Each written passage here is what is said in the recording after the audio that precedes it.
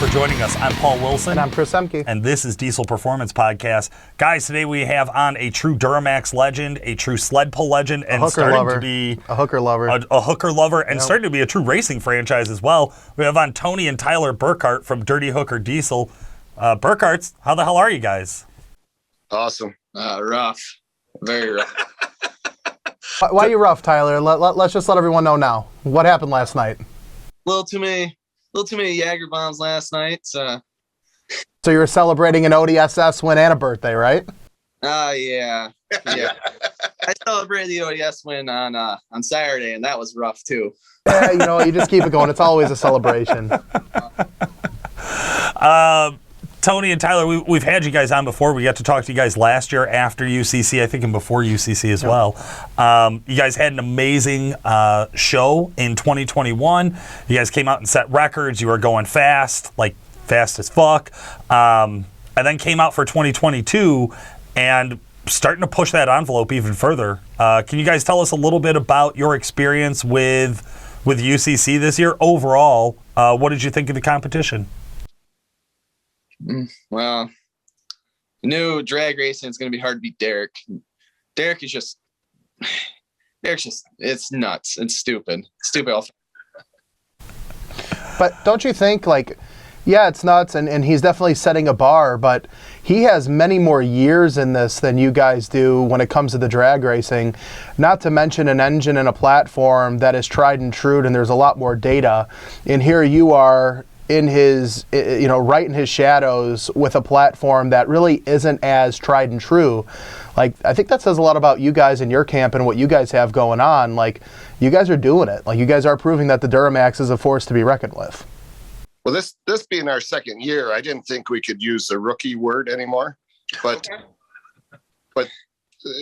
Derek does have a ton more experience in drag racing, and we see what we need, and we're making changes, and we're on the phone Chad's on the phone right now trying to round up the key component that we didn't have that we needed for UCC, but hopefully we'll be doing testing on it at Rocky Top. We'll be going in that right direction, and we had some key players that saw what was going on, and they think we're going to be 2 or 3 tenths right off the top with this upgrade. So, well, let's talk about racing now. Tyler, you got to pilot the truck, I believe, for the very first time last year. Is that correct? Yep. At Rudy's spring opener. And then, what's the fastest time you've run in that Duramax? Fastest time last year was a 5:03. Then this year at UCC, we beat that going 4:96. Is this the fastest Duramax now? Oh yeah, it's been the fastest. Last year at UCC, we fastest four-wheel drive. Okay. So yeah, there's some rails out there, and Brett Deutsch, his pickup, that's mid fours, but for 4-wheel drive, yes. Gotcha. Okay, so fastest 4-wheel drive Duramax out there. Can you tell us about the setup that you had on the truck when you were drag racing on Friday? The Precision Charger, the 106 Precision Charger, a couple 14 mil extra G pumps, and extra G 400 over injectors, and then the Bosch ECM system through extra G, and then we have the billet aluminum 460 cube Duramax block, Wagler heads intake.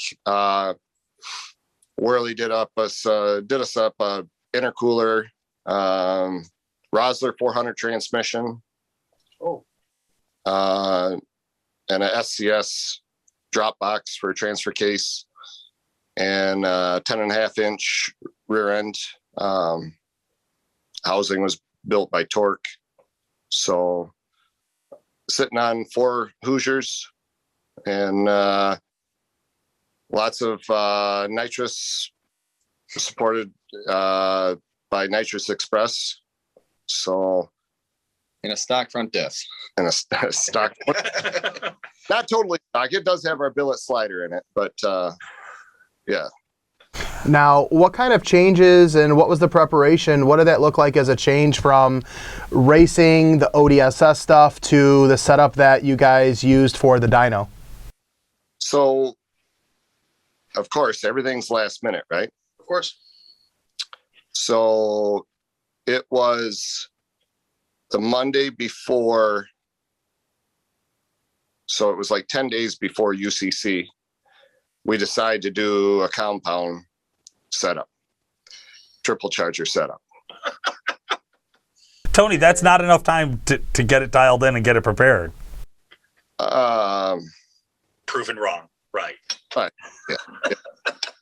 So we made up, we spent 4 days, 4 nights and got the triple set up, and it's pretty simple install. It's a matter of 4 nuts and 2 bolts, and that triple charger system is sitting right on the motor already with hook up 5 lines to it or 6 lines, and we're good to go.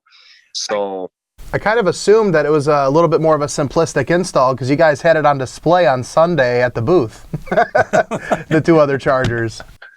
Yes. Yeah, pretty simple. I mean, we pull off the 106 and we drop all 3 chargers right on our pedestal. So that's we threw 1,500 pounds of weight in the back. So that was the extent of the setup to go to dyno. So we did we had our draw on where we were to run on the dyno, and of course I drew number 15, which would have been the last one, which wouldn't have gave us time for doing the ODSS. But of course, Merchant, those guys had to get their coffee in the morning, so they were late for the number draw, and so I drew Eric's number, and his number is number 1. So I'm like, well, perfect. I call Eric up, hey, you're number 15, and I'm number 1. Which they were pretty stoked about it because Saturday morning they were sitting with a broken transmission, and I kind of look over and they're all just sitting around, and I'm like, what the hell's going on?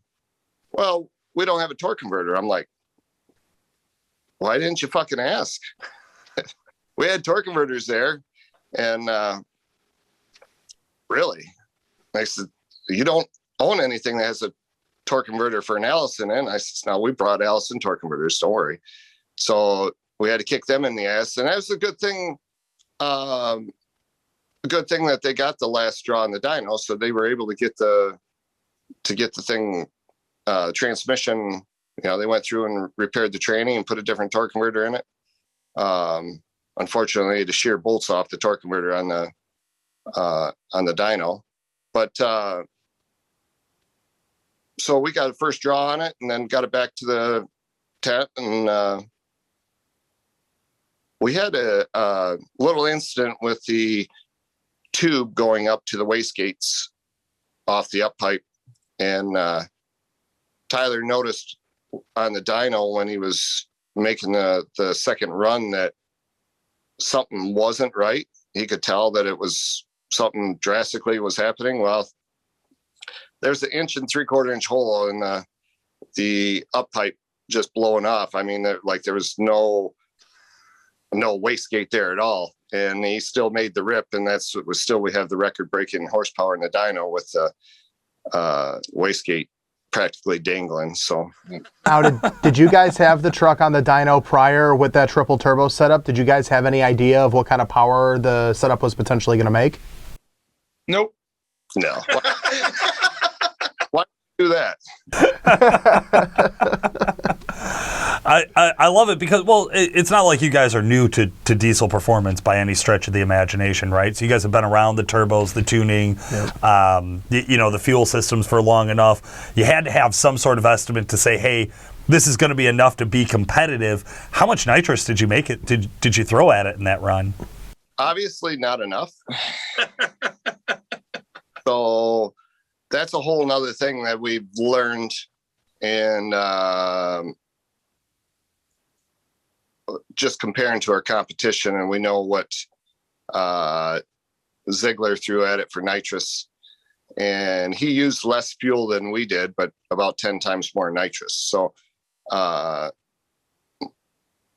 we always keep our ears up. We always watching and listening, and so obviously we're going to be better next year, right? Okay. I like it. So then you're saying you're competing next year? We are competing next year if they come up with a different point system. So everyone complains about the point scaling, but right now I am working on a new point system, whether or not they want to adopt it, but something has to be done on that point system. Why is that? What's the problem with the point system? Well, originally when the point system was set up, there was a lot less horsepower trucks, right? So then the point system was a little bit more even amongst the three events. Well, each event should have a same number of available points. So easy example is maximum points for drag racing, or the leader that's drag racing should get 100 points or 1,000. Even if we use 1,000 points, the leader on the dyno should get 1,000 points, and the leader of the truck pull should get 1,000 points. And then placement, speed wise or time wise for the drag race, all done on a curve. So if you have a half a second gap, you're going to have a 20-point gap, right? Right. So they're still going to be built in for the guys that really excel, but your total number of points for each event will, if you took first place in all three, you're going to get 3,000 points. That's the maximum points there is. How does it work now? What's the issue that with the current point system? It is a dyno event, and with a little side of broccoli and a little side of coleslaw. I mean, it's all a dyno event based points. So to make up anything on the truck pull, you have to do 60, 80 foot spread to move any place on using a truck pull. So basically you're saying by the time you go to day 3 and you're at the sled pull, the rankings are done. You know where first, second, third essentially is going to be. You're not going to be able to make up that ground. It's pretty close. It's tough. A little positions do change a little bit on the third day, but nothing drastic unless someone had a catastrophic failure. Gotcha. Okay. Yeah, that's interesting too, because I do think we lose focus of what UCC is kind of all about, which is, having all three events or all three competitions at one event. I mean, that's essentially what the spectators are going to see is I'm going to get to see drag race, and I'm going to get to see dyno, and I'm going to get to see the sled pull. I'm there for all three. Well, and it seems to be some of the moving away from it. Now, I know you guys had stellar performance with Tyler piloting the truck. Tyler, did you run it on the dyno as well? Yeah. Yes.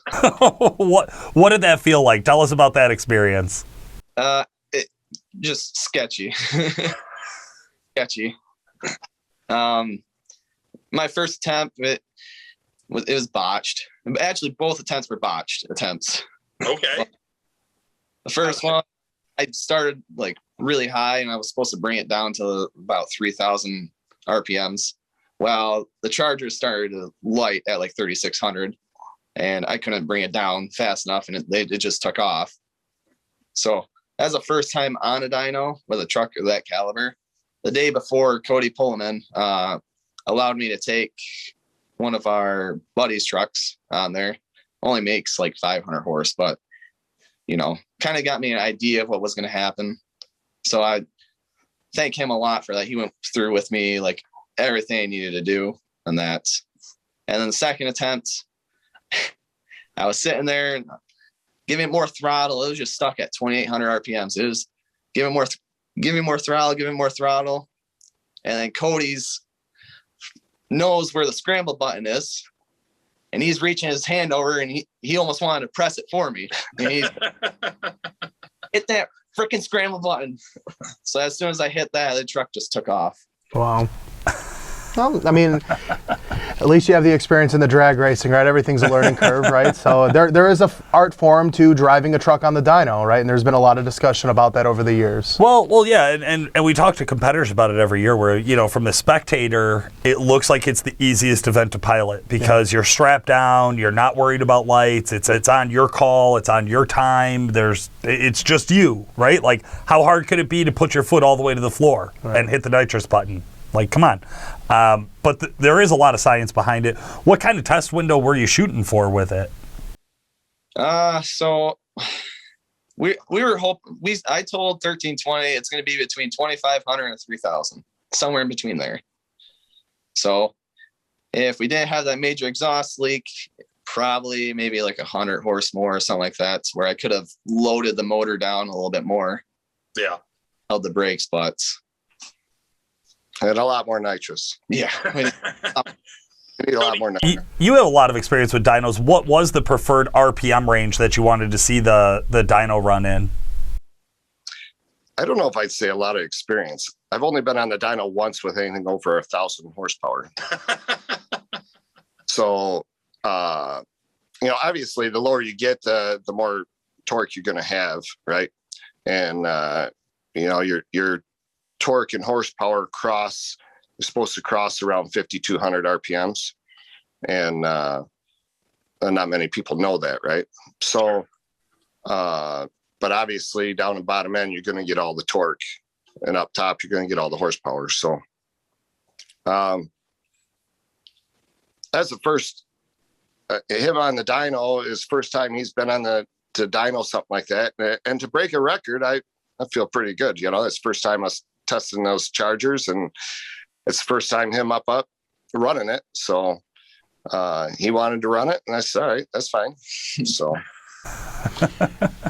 Now, how do you think with the event, now we'll kind of shift over to day 3, and you had mentioned, you know, the point system and how things are going on there. What do you guys think about the 2-truck rule? You were the only camp, if I'm not mistaken, to bring 2 trucks of your own to the event and not sub out the sled pull truck or, you know, get another competitor from, you know, the sled pull arena in. Do you think that was something that you guys, you know, liked, disliked? What's your take on the 2-truck side of things?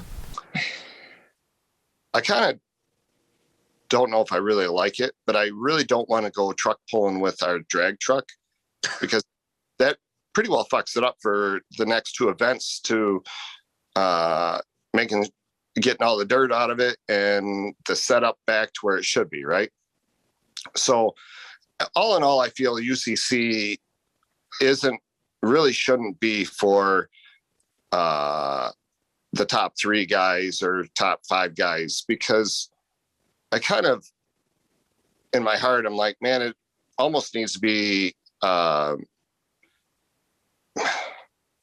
have to drive it in, right? And let these guys that work out of their garages do it. And if you want to have a pro class of something, you can have a pro class.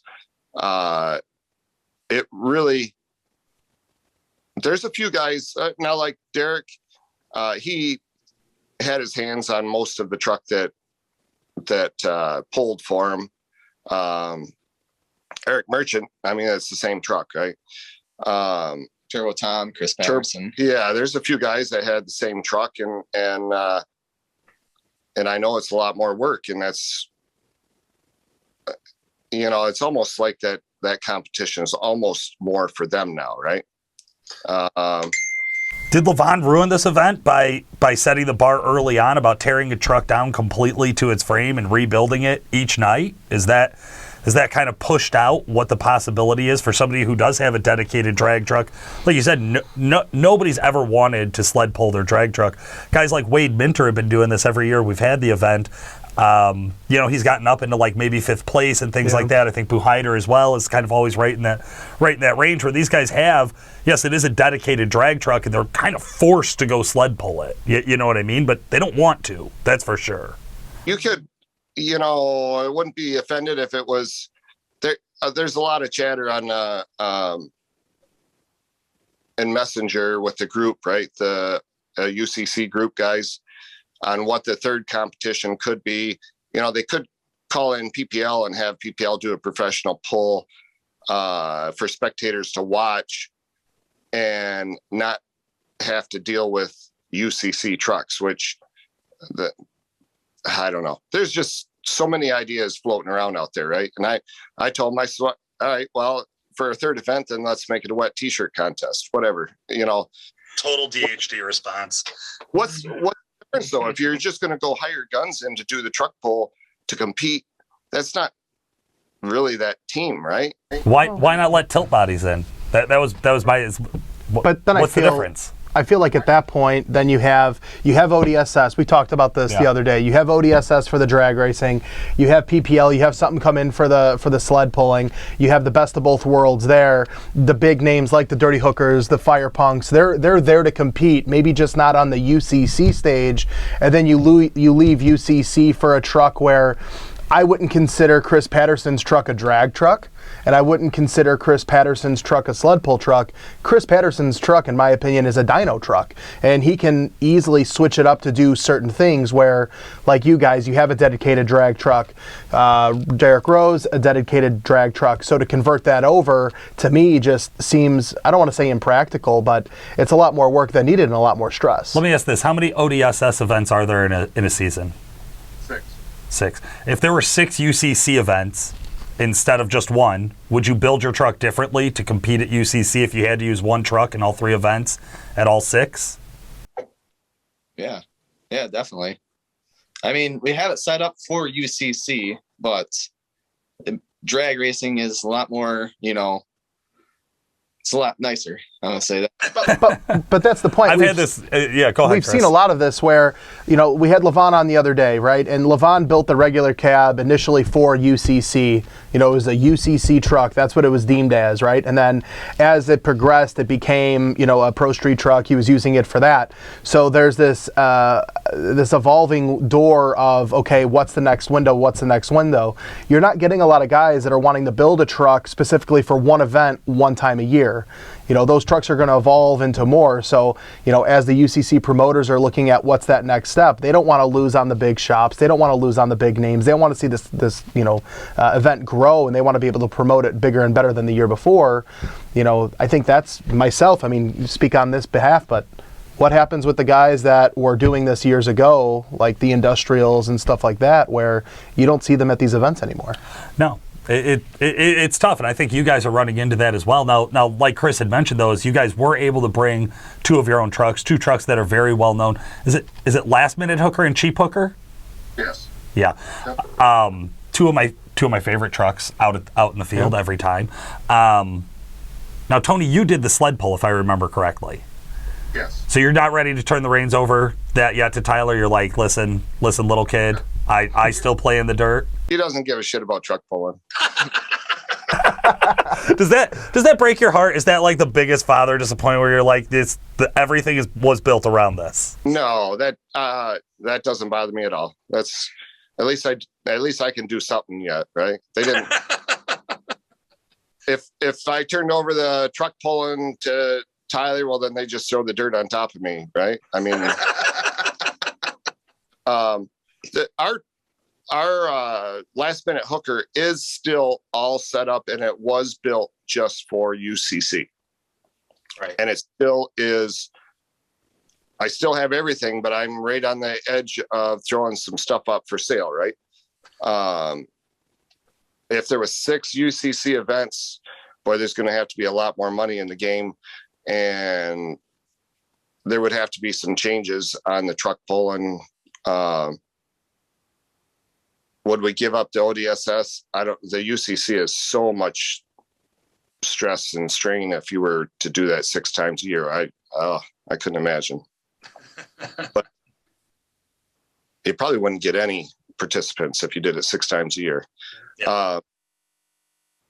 But it's a decision we got to make. We love doing the ODSS or the drag race, and the dyno.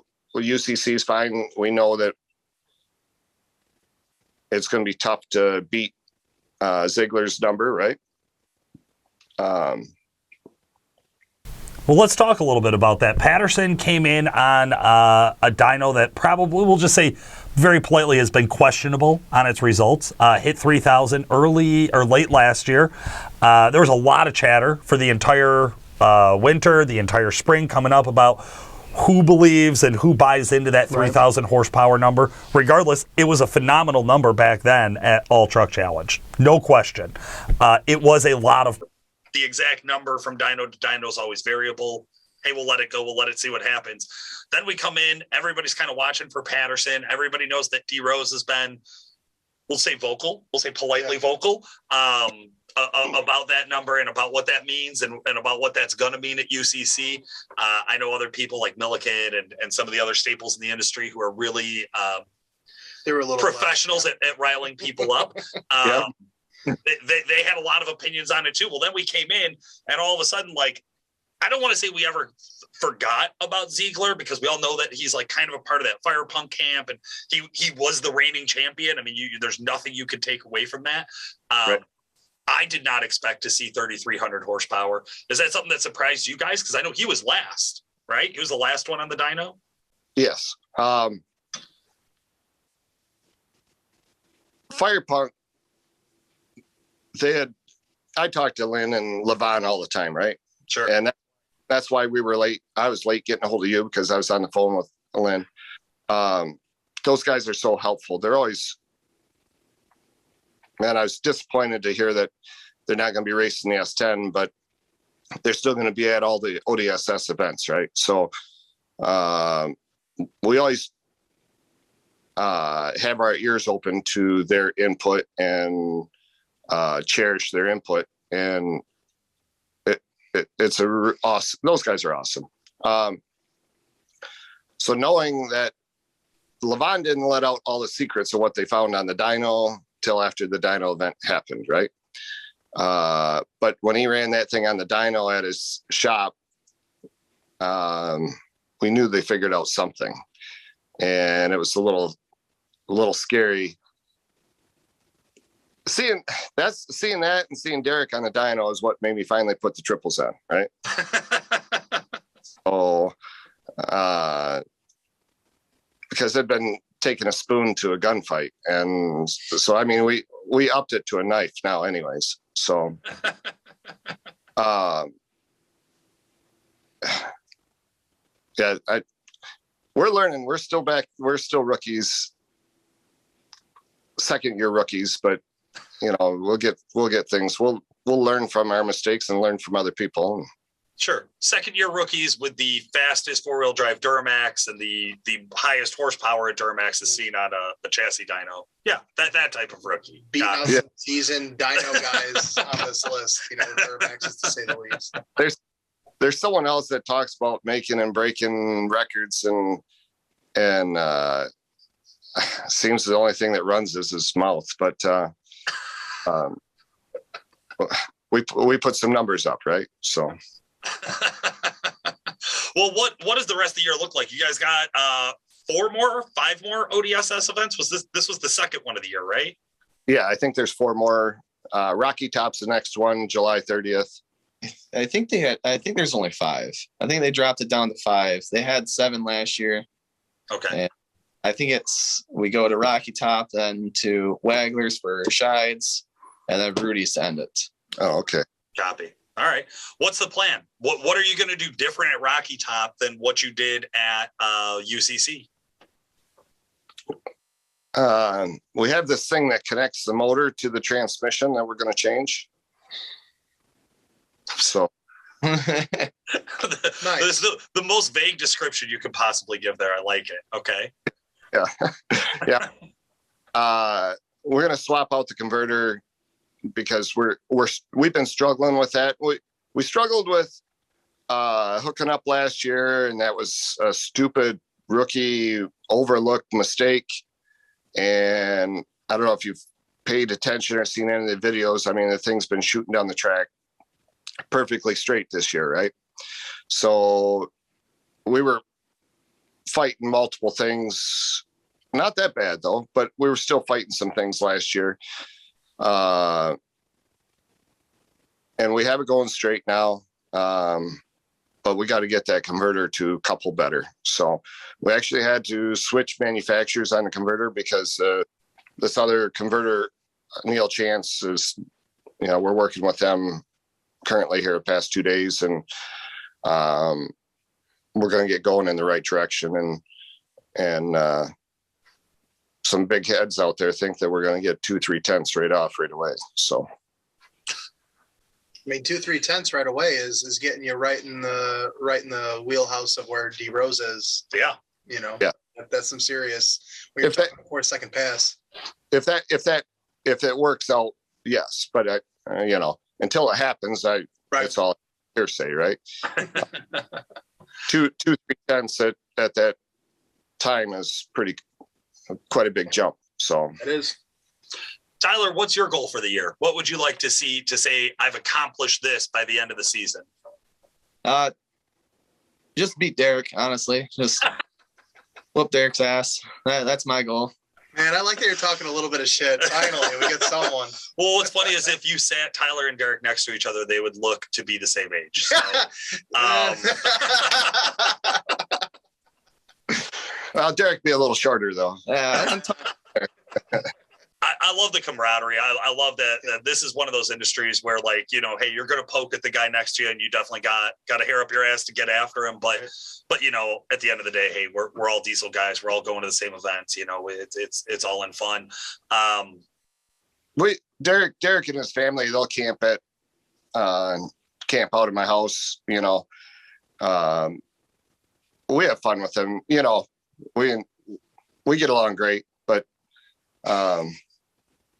he's got a big target on his back. So I love that. Guys, this has been one of the I think really exciting years where a lot of things happened that we did not expect, right? We did not. We've been talking about it and hoping for it. Yeah, right. We didn't expect it all to shake out this way. Now, where did you landed third overall at UCC? Yep. Where does the trophy go? Does it go in Dad's office, or does Tyler get it? It goes in the front room. Showroom. Yeah. Showroom. There you go. I get it. This is the team effort. Team effort. Yep. There you go. I just hold the steering wheel. Everyone else does all the work. So. Well, you gotta hit the gas. The guys in too. your shop, they told me the same thing. They said literally all this kid does is hold the steering wheel. We're the ones who do all the work. No, I think it's been a lot of fun. I know we were lucky enough, Chris and I, that we were next to your guys' booth all weekend, so we got to see you guys throughout the weekend and kind of touch base with you here and there. This is UCC is the biggest event of the year, but I love that your guys' focus is mostly on what the future looks like. It's about, hey, can we make these converter adjustments and get a few more tents? It's what does the next few events look like? What are we going to do with the next Rocky Top? And not take the easy way out by putting a Cummins in it, keeping it a Duramax. So it's all these little things. Such a Cummins guy. That's ahead of that is what's the next best sticker that we can get ordered up for the. There you go. We tagged a few trucks this weekend, so. Yeah. No Cummins. No Cummins. It's not going to happen. Not going to happen. I love that. Thank God. They're machines, right? It's obvious. I mean, they're top of the food chain, but no one else is really pushing the Duramax, I would say, like we are, right? I mean, agreed. We're putting it to work and we're learning, and it may never ever beat the Cummins, but we're going to have fun trying. So that's good stuff right there. Yeah. If you had advice for somebody who is brand new to UCC, somebody who's just 2 years behind you in experience, it's their first time showing up, what advice would you lend to that competitor? Come over to our tent, and so we can talk about things and help them with whatever we're capable of helping with setup, and I'm more than happy to go.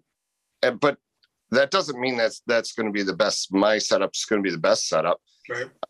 If some guys have some new ideas, right? New people in, but I can share with the experience that I've had so people don't make the same mistake that I've made in the past. It's respectable. Absolutely. Good stuff. Well, guys, thank you so much for joining us today. We really appreciate you taking some time out of your very busy schedule to talk with us and our listeners about UCC and ODSS and all things diesel. Is there anybody you guys want to give a shout out to? Nathan What Wheeler. about Dad? What about Dad? Yeah, no. If it wasn't for Dad, he wouldn't be here. So Shout out to Nathan Wheeler because I'm going to kick his ass at Rocky Top in a grudge race. we do have all our great sponsors. One I totally forgot about is our additive guys, right? The Hot Shot Secret guys. They have been so awesome helping us when we need help and being there for all the racers, right? I can't. Them guys have been awesome. Precision Turbos has been there for us. They're really not known for the diesel industry, but we're sharing a lot of data and they're excited. Exergy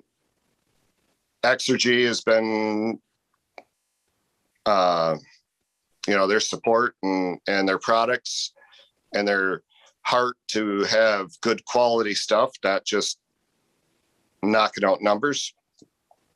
Yukon Gear has been stoked with what's happening. Chad's been on the phone with them and they just been totally stoked.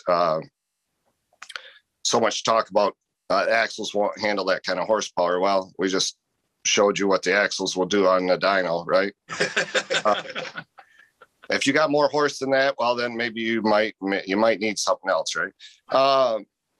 Some of our kryptonite, and I know what's the billet on the front end parts? Oh, IMS.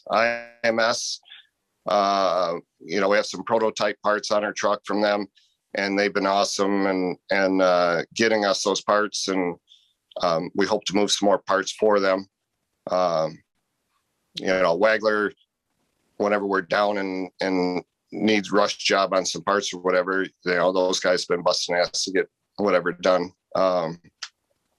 Nitrous Express. Nitrous Express was, those guys were handing us stuff like it was candy, right? I mean, they've always been phenomenal. These companies that we work with have just been unreal, right? So, and the help from Derek having a target out there and to Levon's, them guys are true. They're cooking party meals and everyone's invited every night at any of the events, right? We always try to park right next to them. I mean, they're just a good group to be around. And we love, there's so many guys there at the races and Greg Jolly and all the tech guys and everything have been awesome. The track prep guy, I must say it's Fred, right? Not Frank. I think I call him Frank, but I think it's Fred. Or maybe it's vice versa. I don't, that guy is awesome. You see him there, he's watching his track, and I went up there and shook his hand and told him thanks for track prep. And he's like, well, when are you running down? I says, 2 more trucks. He's all right, hold on. I'm going to go clean the track for you. I'm excited about the ODSS having consistent track prep.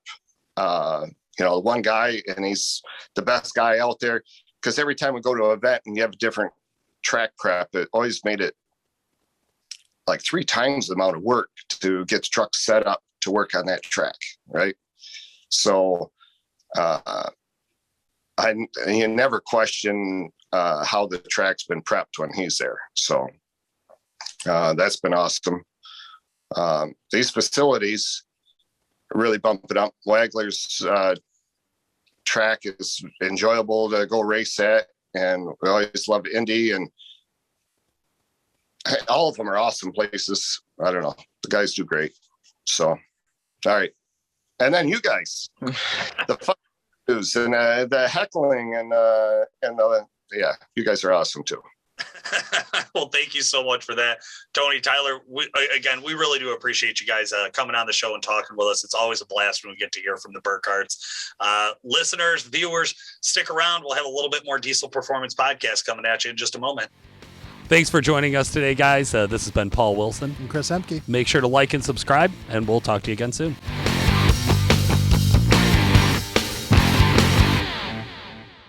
Did you guys have any idea of what kind of power the setup was potentially going to make?